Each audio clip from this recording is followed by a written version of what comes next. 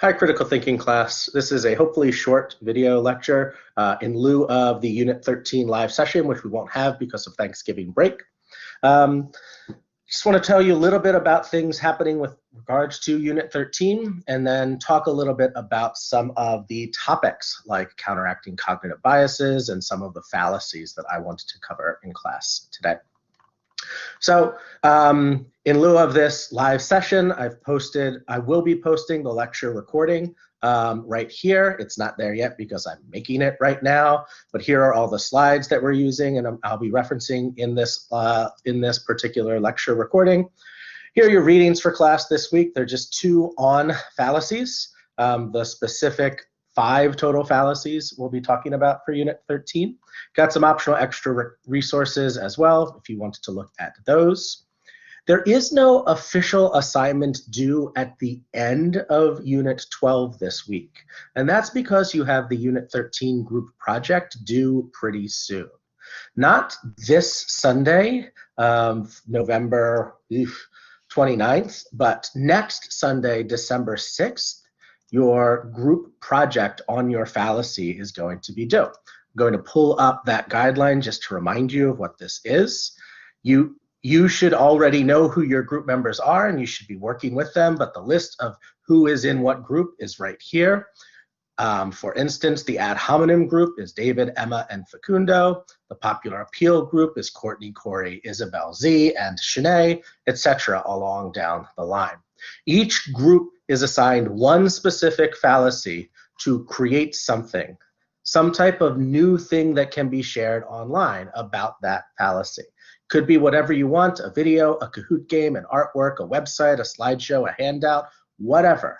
Make something new. Don't just find stuff that already exists online, and try to make sure that whatever you make helps teach that fallacy to the rest of class. Think about trying to provide a definition of the fallacy somewhere in what you create, maybe a nice, slow, clear explanation of the fallacy. Maybe provide a bunch of examples of arguments that commit that fallacy, along with explanations of how that argument is a version of that particular fallacy. Maybe an explanation of why that fallacy is bad, is logically off in some sort of way. Think about it in terms of truth or support. Are we dealing with a truth problem, a support problem?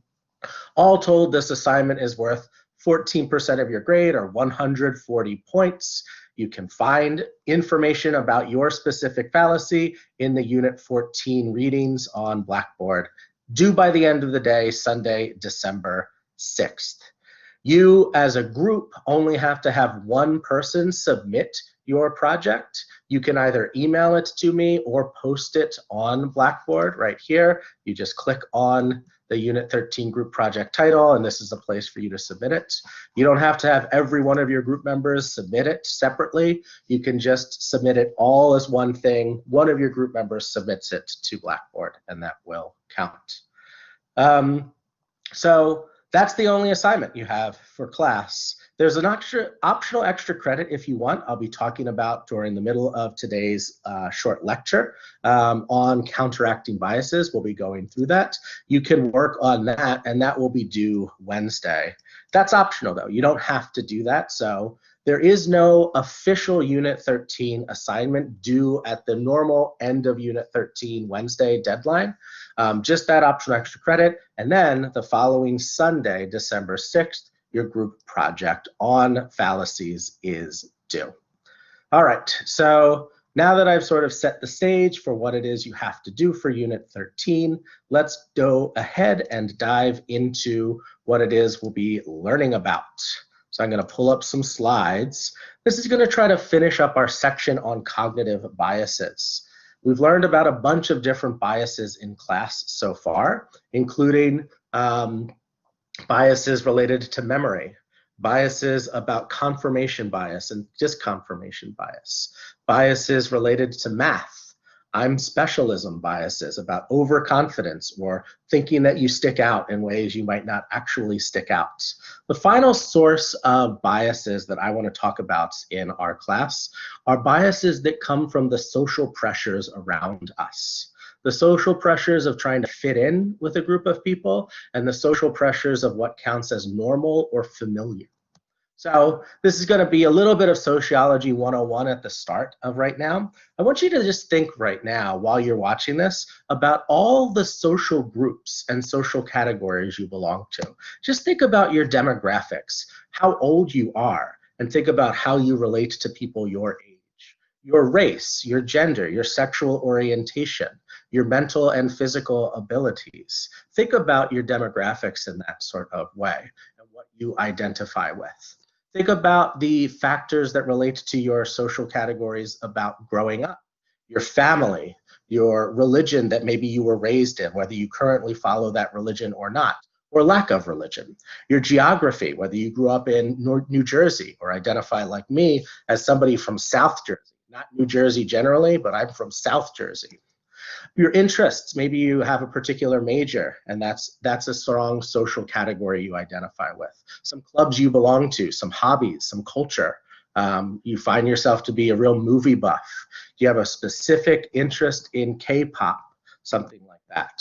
What about your jobs? Either your current job, some past job that you had, some desired future job. I used to caddy back when I was a teenager. I still have this weird identity as a working class caddy for some reason. So we want to talk a lot today about how these social categories and groups influence your worldviews.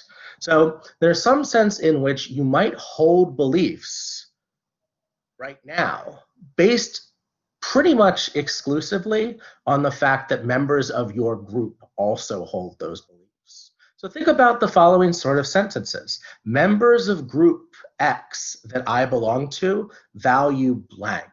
So I value this as well. Or members of group X don't like that. So I don't like that as well.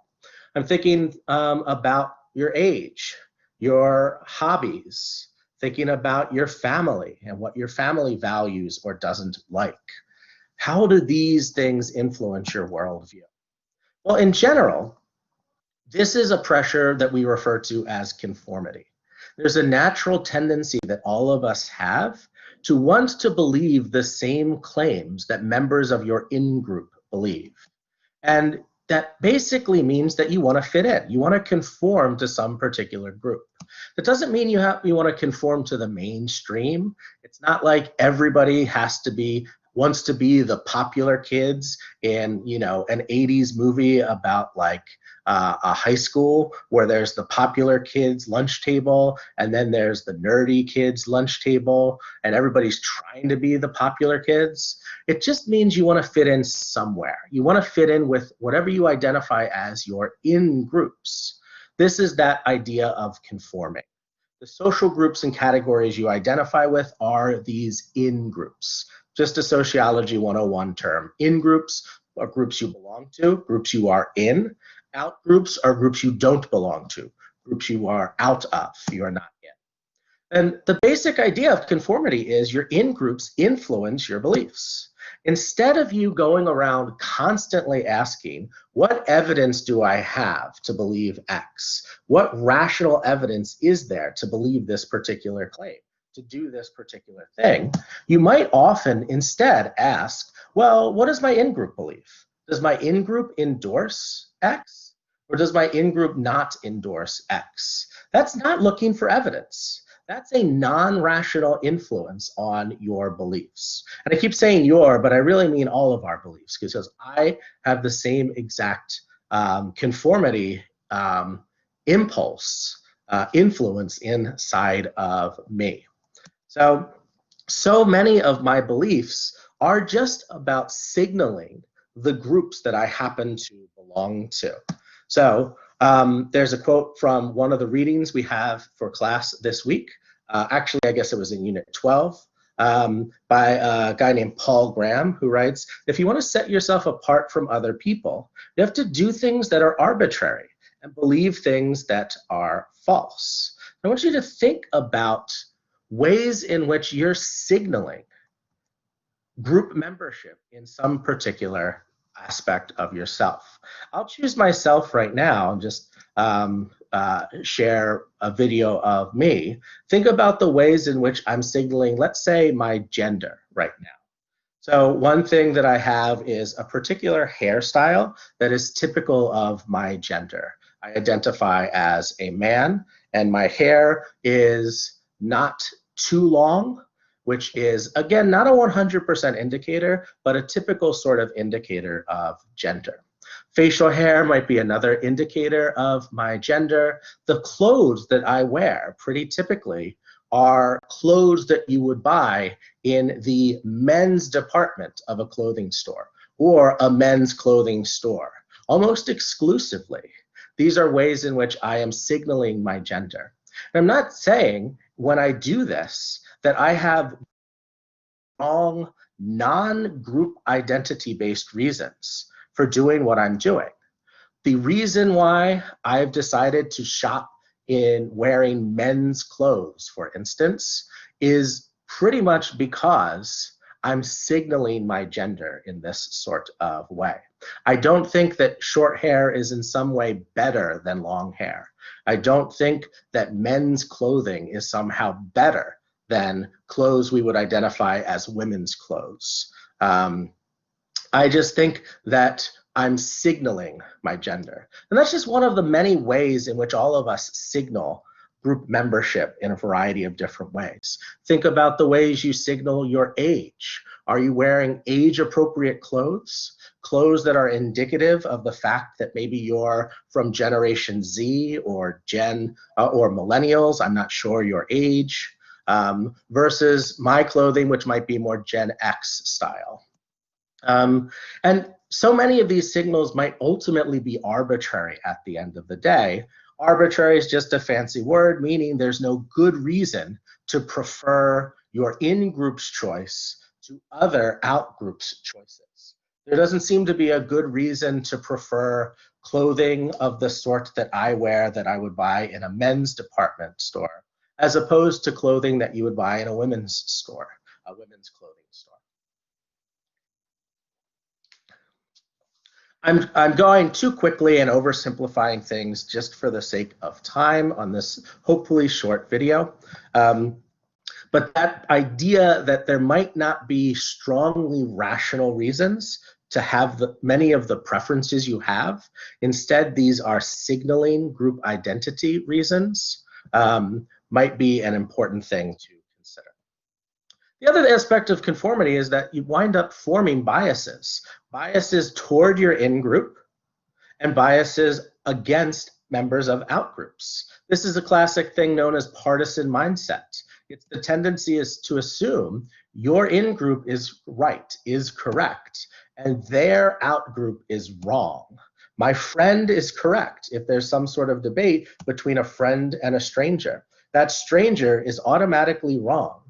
But think about it, like if you just have any old debate, it's not obvious that your friends are always going to be right and strangers are always going to be wrong. So this tendency is probably going to lead to some sort of biased interpretation of events and disagreements. It's one of the reasons why you overvalue hearsay and anecdotal evidence. Oftentimes, when somebody's presenting you anecdotal evidence, that somebody is a friend of yours, is an acquaintance of yours, is a loved one, is a family member, is somebody you know about and care about because they're a member of your in-group, one of your in-groups. And you automatically, through partisan mindset, assume they're right. We all have this tendency to assume what they're saying makes sense. We overvalue their anecdotal evidence, their hearsay, what it is they are saying. This is interesting because I think of loyalty in general as a good moral quality. I think it is a good idea to be loyal to your friends, to be loyal to your family. That most of us would think of that as a decent moral quality, sticking by your friends. And yet, this might lead to some type of cognitive bias just in terms of rational thinking. I remember us discussing a lot of this last week when discussing, say, the sort of upside and downside of your mental health concerns, taking sometimes a front seat as being over-prioritized over rational concerns. I think that's often a good thing that we care about our mental health. But in general, it might come at the expense of being fully, perfectly rational. Same thing with issues like loyalty or this type of partisan mindset. To the degree that it might be seen as a good thing, morally speaking, it still might come at the expense of full and perfect rationality. So there's a cost to it when we're trying to understand the world around us. Another social pressure aside from conformity is what I'll dub normalcy, which is not fully a word, although a president from roughly 100 years ago did come up with this word. This is an influence that this is the influence that society has on your worldview in general, just by dint of growing up in this particular society. So I would identify pretty strongly with American society as shaping my understanding of the world. I grew up in America and exclusively in America. I never lived for any significant period of time anywhere else aside from the United States. So it's had a tremendous influence on my worldview. And my worldview are just my deeply held beliefs, those things that I hold that are like fundamental. Think about your like deeply held philosophical beliefs, like whether you believe in an individual approach or a more collectivist approach to society, whether you believe in freedom as an important value, whether you believe in safety or harm as another value, these sorts of things. Well, generally speaking, here's the way that this normality type of normalcy pressure influences us. If you've grown up being familiar with something, you wind up just associating that thing with being good. Grew up with means you have frequent exposure to it. And the more exposed to something you are, the more familiar you are with it.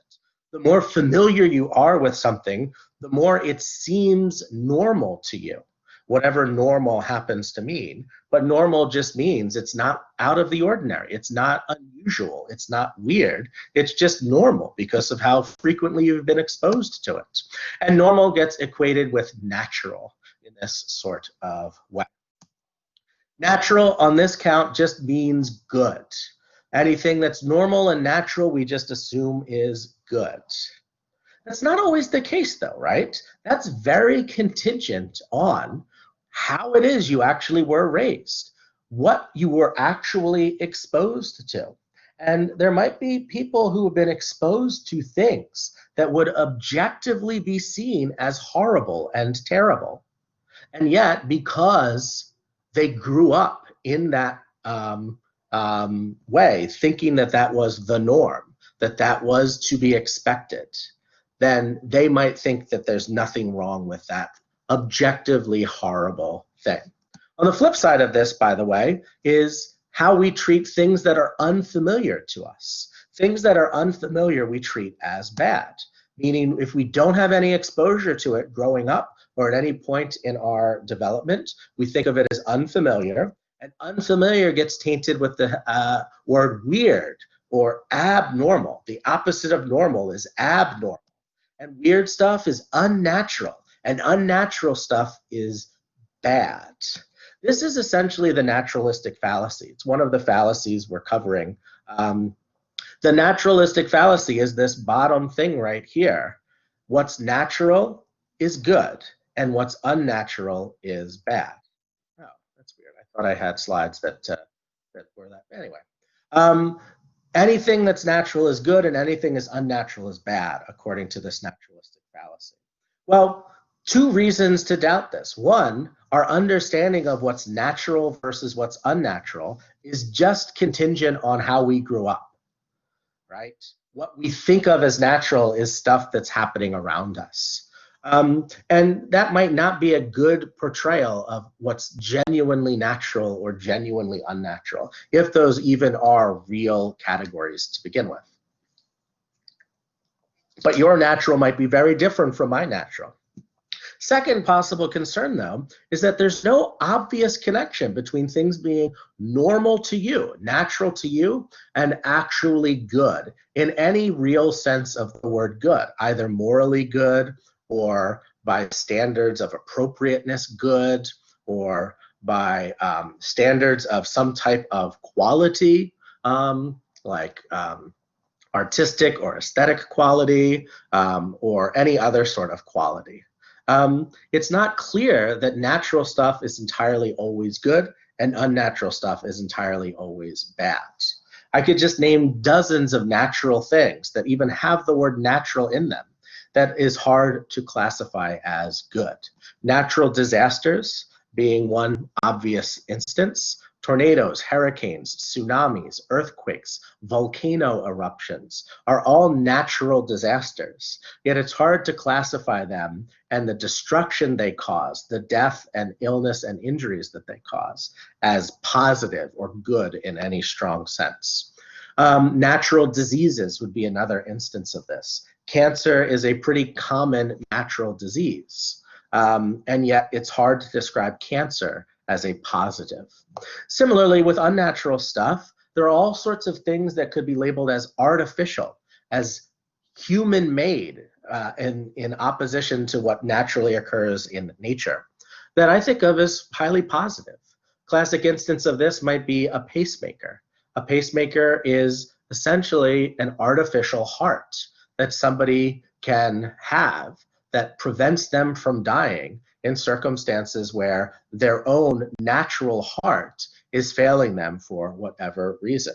Pacemakers seem to be a wonderful artificial invention that are both completely unnatural on the one hand, and yet probably a good thing on the other hand.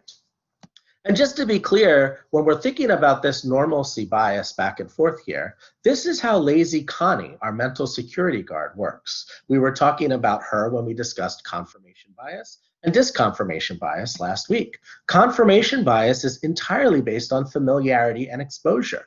If you've completely exposed to something over and over and over again, you just think of it as natural and good, and you just wave it in, any new thing that's similar to what you've already let in, to your mind. Whereas disconfirmation bias is that unfamiliarity bias. If you're unfamiliar with something, you just label it as bad and look for reasons to discredit it and to not let it into your mind. So the familiar side of this normalcy social pressure is what's referred to as status quo bias. The status quo is the way things are right now, the current status of the world. This bias is the tendency to prefer things as they are right now, to prefer things to stay the same, and to have an opposition to change. Really smart people, just to notice this social pressure, have been okay with all sorts of things that we right now in contemporary American society view as fundamentally immoral. So slavery was fully justified throughout many societies and throughout centuries of history in various locations, including quite recently in the American past. Women not voting was only something that took decades and decades, if not centuries, of fighting to happen in the United States. And yet it was totally seen as a norm, as the status quo that many people were okay with up until 100 years ago. Segregation was seen as an obvious, acceptable thing for lots and lots of people. Not all people in society. There were definitely people before 1865 in the United States who were opposed to slavery, before 1920 who were opposed to women not having the right to vote, before 1964 who were opposed to segregation. It's not 100%, but there were lots and lots of people in each of these societies that seemed totally okay because they were just exposed to it. It was the status quo. They grew up in a society where it was the norm. They not only have been okay with it, many people have justified these sorts of systems. There's even members of marginalized groups. Many members of those groups have justified this. So there might have been women who were okay with not voting. There might have been members of segregated racial groups like Black Americans who were okay with segregation during these sorts of times. This is a fancy psychological thing referred to as system justification theory, the tendency for oppressed people to prefer and justify currently existing oppressive institutions. And again, it's certainly not true for all or many oppressed people, but it is perhaps true for some members of those oppressed groups, that they might justify and prefer the systems as they are currently. On the unfamiliar side of this normalcy pressure is what people refer to as provincialism. This tendency to instantly dislike things that are outside your norms, outside your familiar preferences, outside of how you grew up with. So let's just go through a bunch of things that are outside the norms of contemporary American society in 2020. Right now, it's really hard to start your own country. In order to start your own country, you basically have to fight via a war, some sort of civil war, so that you break off some part of your country geographically from the rest of that country. And there's got to be this strong geographical tie. What if you could, instead of that, or instead of some really difficult statewide vote, where you hear every once in a while that like Texas is trying to put out on a ballot the right to secede from the United States, it almost never winds up passing. But what if we could just get 1,000 people together who thought a lot like each other, who acted a lot like each other, so that they could secede, so that they could form their own separate country? And maybe they couldn't live in an existing country, but maybe they could start their own country using their own land. Maybe they could just plant down a giant station somewhere on the sea. Well, there's an organization that does try to do this. They're weirdly, like I don't want to say weird because this is all about the normalcy thing, but it's like a strong libertarian organization. They're called seasteaders. You can go to this link down here called seasteading.org if you want to see more about this. I want you to think about how you're reacting to this. And any one of these things I mentioned, by the way. Think about how your provincialism instincts might kick in any of this. How about meat created in a lab? Would you be okay with artificially generated meat? Not meat that comes from an actual cow that lived in an actual pasture, but meat that was created in a petri dish in a lab through that sort of setting. Would you be okay with that? Or are you instantly like, ugh, that feels kind of gross. That's like, I don't know. Many of us, we might have that natural provincial instant dislike for these things that I'm mentioning because they're not normal or expected in our society right now. Though there is, check out that Scientific American article if you want, there is a growing number of researchers who are creating lab-grown meat like this. How about instead of voting for leaders, like many of us did recently, earlier in November, we held lotteries to decide who our leaders were. In the same way that you pick people for jury duty, you just randomly pick people. What if we just randomly picked an American citizen to be a congressperson, a senator, a local state legislator, the mayor, the president of the United States? What if we did our leadership via lotteries instead of democracy, instead of voting?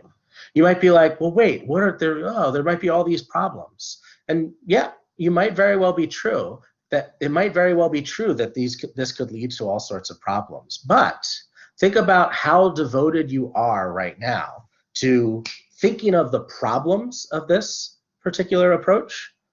Maybe because of how unfamiliar this is. You're not familiar with any government that does things this way.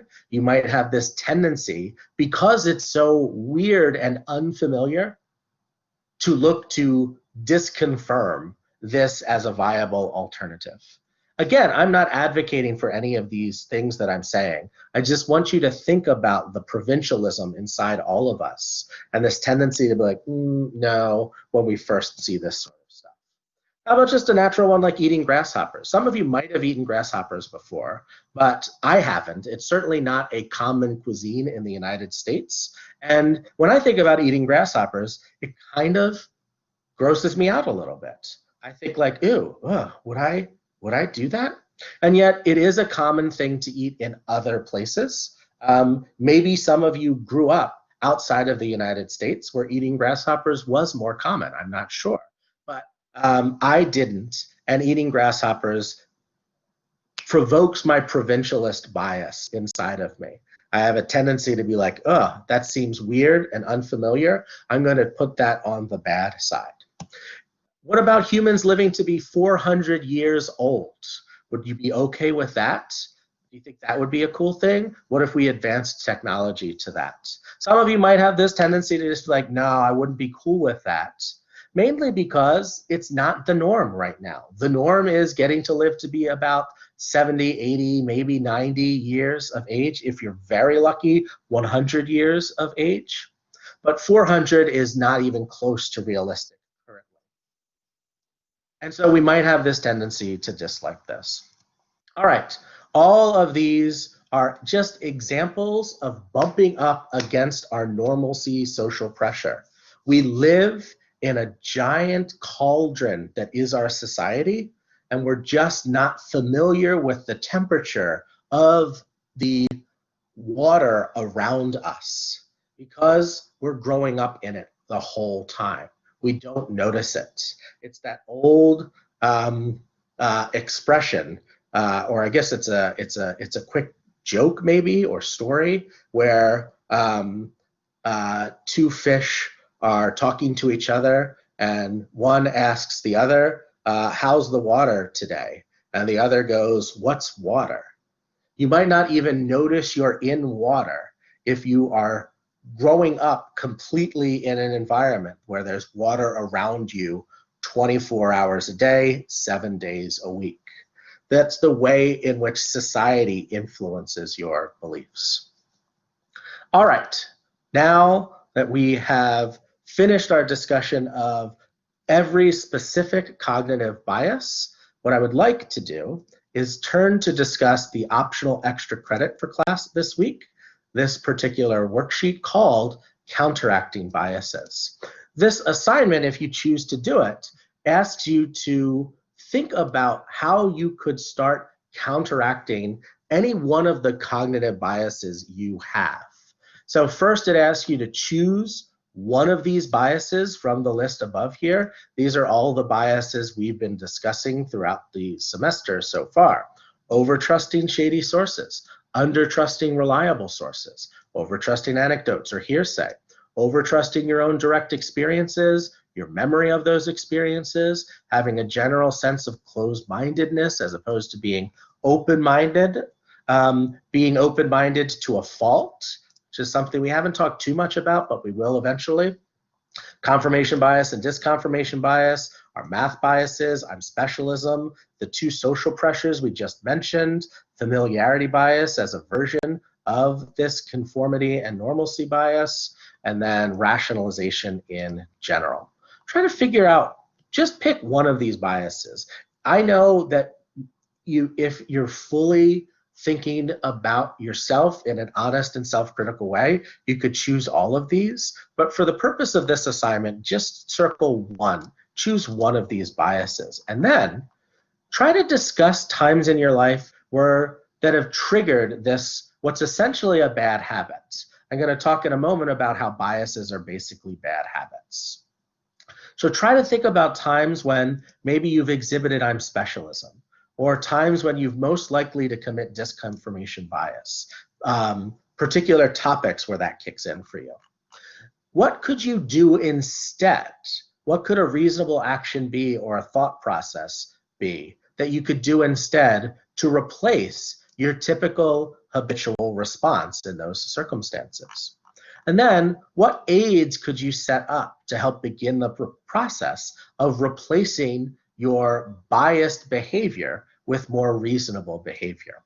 That's the 4 things that I want you to do for this. And now the other side of this, the second page of this PDF, provides a quick little discussion of how to counteract biases. So I have this metaphor that's not my own, but it's right here, that biases are essentially bad habits. The cognitive biases we've been studying so far this semester are mostly automatic, incorrect behaviors we do over and over again without thinking. And this is how habits are developed. We keep doing something over and over again, and it becomes thoughtless and automatic. This is how things become part of our fast brain processing. Bad habits essentially are our fast brain. Remember our discussion at the beginning of our cognitive biases section on the distinction between fast brain processing and slow brain processing. Fast, intuitive, thoughtless, involuntary mental thoughts. It's basically this. I've seen X before. Whenever I see X, I do Y. It's time to do Y. Except you don't even actually think through this. It's just X is presented before you, so your mind automatically thinks it's time to do Y.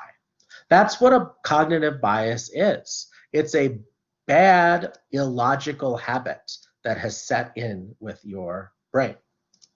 Now, the frustrating thing about habits in general is that awareness alone isn't the solution to breaking bad habits. Bad habits don't just go away because you realize you have them. Bad habits are hard to break. Think about any bad habit you've had and the difficulty you might have had struggling to try to break that habit. I think about an example of just biting my fingernails. I used to do that all the time in high school. And at a certain point in high school, I got embarrassed by it. I'm not sure this counts as a strong bad habit in any sort of morally bad way, but it's a habit I didn't want to continue doing, and it's a habit I wanted to break. But I noticed how often I would wind up biting my nails thoughtlessly, automatically, without thinking, just because I had done it so often before. It was an ingrained habit inside of me. It was hard for me to just say, I want to stop biting my nails, therefore I stopped biting my nails. It's just not how breaking habits works. Usually it takes a lot of time and conscious effort and discipline. You basically have to try to trick your fast brain into exerting effort. Get to a point where you don't thoughtlessly automatically go into that automatic behavior of that bad habit, but instead you try to use your slow brain, your thoughtful, deliberate, conscious, effortful brain. Then you can start to do something else new over and over and over again. And the more you do this new, better behavior over and over and over again, the more your fast brain winds up replacing those bad habits with logically good habits. So this is the way that you might break the cycle. Try to self-examine and think about when, where, and with whom you're most likely to commit this sort of biased behavior. You're most likely to be under the sway of this bias. What triggers your bad habit? And then I want you to think about what you could be doing instead when the trigger comes along. What is the logically appropriate response in this situation? And since bad habits are thoughtless behaviors and we slip into them without realizing it, we first often need some kind of extra help to notice and prevent them. At first, this is the very sort of thing you need. So in my example of trying to stop biting my nails, I tried a few different ways at first that didn't work until I decided I'm just going to carry around nail clippers with me at all times. And I'm going to constantly monitor the length of my fingernails. And when any one of my fingernails gets to a long enough length, I will raise my hand if I'm in class, ask to go to the bathroom, and then just go to the bathroom and clip my nails. I didn't want to do it in front of others, so I would just clip my nails privately.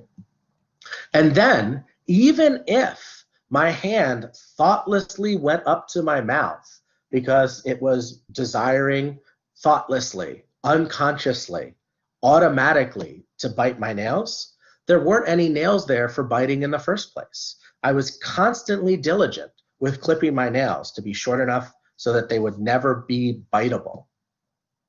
And that was my initial aid. I was replacing my biting behavior with my nail clipping behavior. At this particular point in my maturation, I no longer carry nail clippers around with me at all times. It's been a decade, if not more, since I've ever had the real urge to bite my fingernails. I haven't done it in a long time. But that's because this magic thing happened. My fast brain got wind that this new habit of mine, where we're not biting fingernails, is the new norm. And since that's the new norm, the old norm has gone away. And I replaced my bad habit of biting my fingernails with a good habit in this circumstance of not biting my fingernails.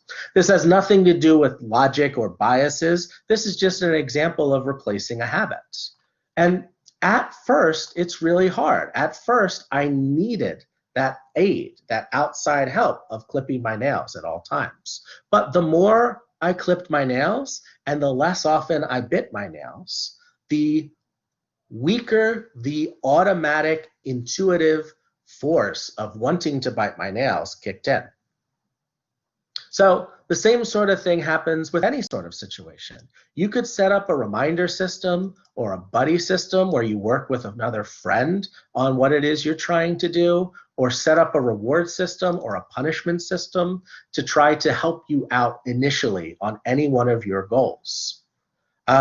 These are very helpful initial aids that can break you out of thoughtless, fast brain processing into more conscious, effortful. A reminder system is a wonderful example of this.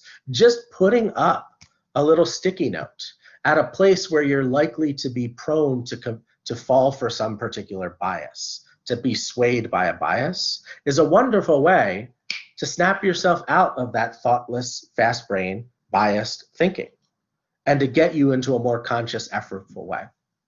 A real example of this that I have for my life that's relevant to actual biases, in this case, it's the bias of disconfirmation bias specifically, is I have a tendency when somebody starts talking about a topic that I've already made up my mind on and they're presenting an argument I disagree with, I would have a tendency to get real critical real fast and to just dismiss what they were saying before I even listened to them, before I even gave them a chance to make their case. So what I started to do as an initial aid to fight this disconfirmation bias is I started to do two separate things. One thing I would do would be a literal physical gesture. I would literally, if I was standing in conversation with this person, I would physically take a step backwards. And this would remind myself metaphorically to step back and just listen first. Don't look to criticize. Don't look for flaws. Just step back and listen. So that was me replacing my critical, let me find what's wrong with this person's point, perspective. I was replacing it with a let's step back and it's not my turn to talk right now. That was my initial aid at first. A second initial aid that I set up for myself was the aid of just trying to repeat back what I thought that person was saying. Before I ever said anything critical, before I thought I could be allowed to say anything critical, I would just repeat back what that person said. So now it's a second replacement. I'm now replacing my instantly critical response to what someone's saying with a more summary type of, what are you saying? Here's what I think you're saying type of sentence. That has helped me tremendously. It's gone to the point where now I don't instantly try to criticize somebody after they say something. Even if I strongly disagree with what they're saying, my now fast brain from doing years and years of this retraining have gotten to the point where I, instead of attacking somebody after they say something I disagree with, I first and foremost just try to summarize, repeat what they say. It's hard to do at first. I was automatically thinking critically the first several months that I was trying to do this. Even the first gosh darn years I tried to do this. But having a little setup of this reminder of that physical stepping back was a big help initially to help jostle me out of my thoughtless attack mode perspective on conversations. All right, so these are some of the techniques that you can use. I highly recommend you do this optional extra credit this week, since it's literally the only thing due on Wednesday. I recommend doing it. It's a nice optional thing for you to do. Now, let's talk about the very last part of our short lecture today. We're going to talk a little bit about fallacies. And I'm just going to go through 3 particular fallacies with you after we discuss what fallacies in general are. So this slide says it all. A fallacy is an argument that seems good, but is actually a bad argument. That's all a fallacy is. It's a logically bad argument. But typically, we only refer to logically bad arguments as fallacies when there's something tempting about that bad argument. A fallacy is often a bad argument that many people mistakenly think is good. These are arguments we often fall for. Somebody will present a fallacious argument, but lots of us, myself included, might be like, oh yeah, that's a good point. Yeah, you really made a good argument. Excellent. But we shouldn't. We're mistaken in thinking that it's a good argument. We often use these arguments as well, thinking that we're providing a good argument, thinking that we've made a good set of evidence in support of a claim. So we commit these fallacies without realizing them a lot, and we fall for these fallacies when others commit them a lot.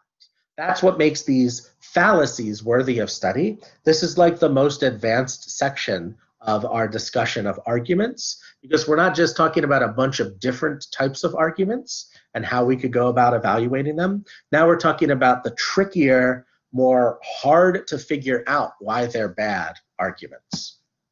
We're going to be studying a total of about a dozen of those. All of your groups will be presenting group projects on about 8 of these. I'm not presenting, but providing some sort of group project on 8 of these, about 12 or 13 common fallacies. But let's talk about 3 of them right now. We're going to talk about the fallacies of division and composition together because they are so similar to each other. They're basically 2 different sides of the same coin, metaphorically speaking.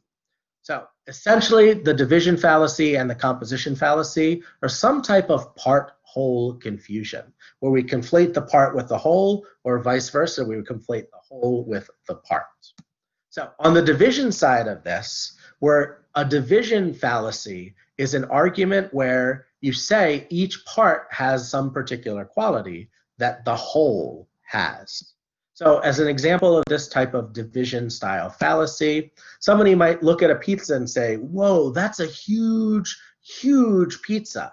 And they might see something as big as like that particular pizza, which is a big, big, big box in terms of a pizza box.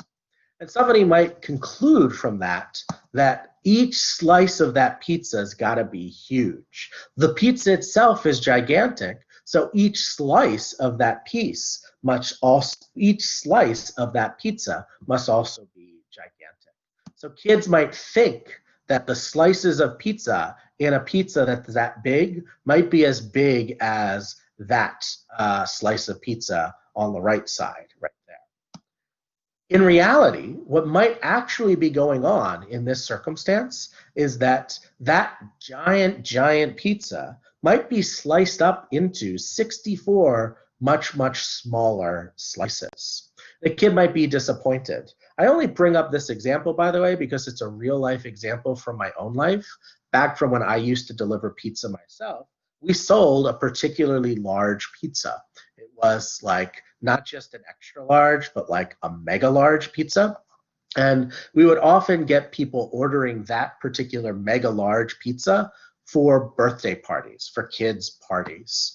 And when I would be bringing that extra mega large pizza to kids, before I would open up the box, kids would get super excited looking at it and be like, that's gonna be the biggest, I'm gonna get the biggest slice of pizza ever. But invariably, the parents would ask us to slice up their pizza into super tiny kids' slices. So the slices themselves were super small, even if the pizza itself was huge. So this is a part-whole confusion. The whole is the whole pizza. And then we're assuming, based off of the size of the whole thing, that each part must also be huge. It's just not true. Just because the whole thing is big doesn't mean each part of that whole thing is big. You can imagine somebody making the same mistake about a hotel. Somebody looks at a giant, huge hotel that's 29 stories tall and super wide from end to end. And they say, wow, if the hotel's this big, our hotel room has got to be super, super big as well.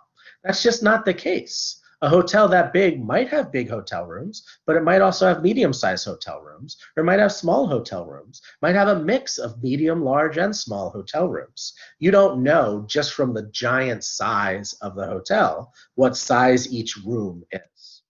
Size isn't divisible in this sort of way. Big whole doesn't mean big parts.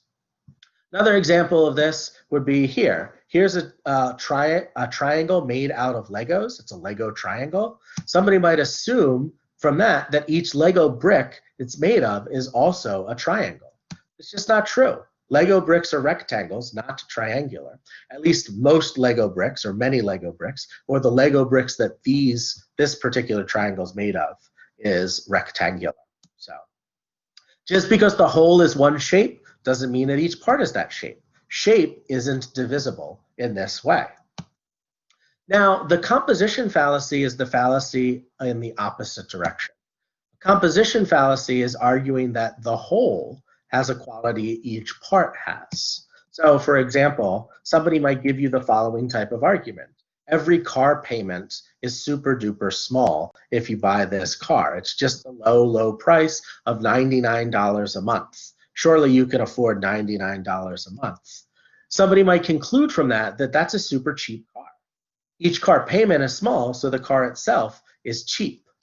But in reality, if this were a 30-year payment plan and you were paying $99 a month, which is basically $1,200 a year, $1,200 over 30 years amounts to $36,000, I think. And $36,000 for a Kia Sportage might be way, way more expensive than you would expect to pay for a 2013 Kia Sportage. That just because each car payment itself is small doesn't mean the total amount that you're paying is small. The total amount you're paying might be super, super large if there are lots and lots of payment parts. Size isn't composable in the same way that size isn't divisible. One thing, another sort of example you might think here is that each guy on team number 1 is stronger than each guy on team number 2. Therefore, team number 1 is stronger. Let's say we're dealing with like a tug of war competition. Even if that first premise is true, if there are twice as many guys on team number 2 as there are on team number 1, team number 2 might be stronger in aggregate, just because there are more guys on the one side than the other. Even if each part is stronger than the other parts, doesn't mean the whole is stronger. Strength is another thing that's not composable in this way. These are the two fallacies that basically follow the same sort of format, but just in reverse with each other. The division fallacy says just because the whole is X doesn't mean each part is X. And just because each part is X doesn't mean the whole is X. This is essentially a bad support argument. Anytime you see an argument's criticism beginning with the phrase just because, you're typically dealing with a support problem. In each of these arguments listed above, the premise is plausible. The premise is true. It's just the conclusion doesn't follow from that. Premise is true in this one. Each guy might be stronger than each guy on team 2, but that doesn't mean team 1's stronger. Each car payment might actually be small, but that doesn't mean the total car payment is small. Factor division, it is true that that is a triangle made of Legos. Doesn't mean each Lego brick is made of triangles. It's true that the pizza is huge. It doesn't mean that each slice of that pizza is huge. All right. Now let's talk about our final fallacy that we'll be discussing during this lecture, equivocation. The equivocation fallacy is a tricky fallacy. It's harder to notice. It's where you shift the meaning of a word or phrase partway through an argument. So here's an example of an argument that commits this equivocation fallacy. All feathers are light. All light things are not dark.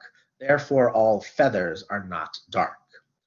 Pretty absurd as a conclusion, but you can kind of see there's some weird, almost quasi-sensible logic going on here, until you recognize that a word in this argument has shifted meanings. The word light in this argument has shifted meanings.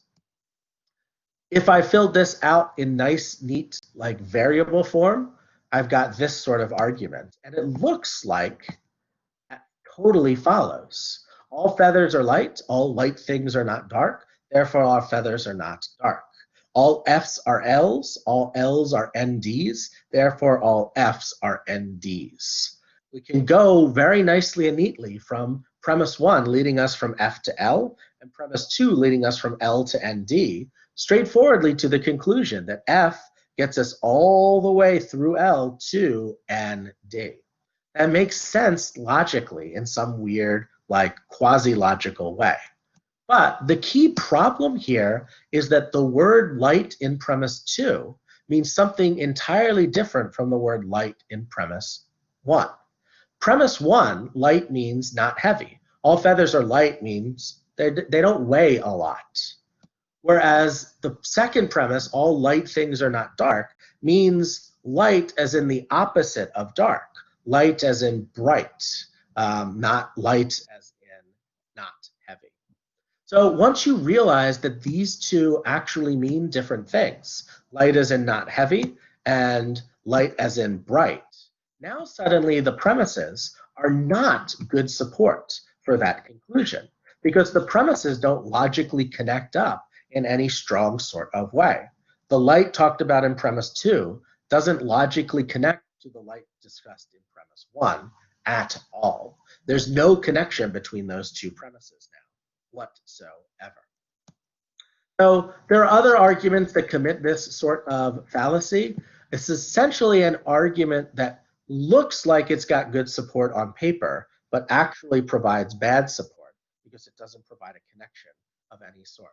One more example I'll just say out loud is the following sort of argument. And this is a real argument that has come from commercials. There's a sugar council that advocates for the sugar industry in general that tries to get people to buy sugar.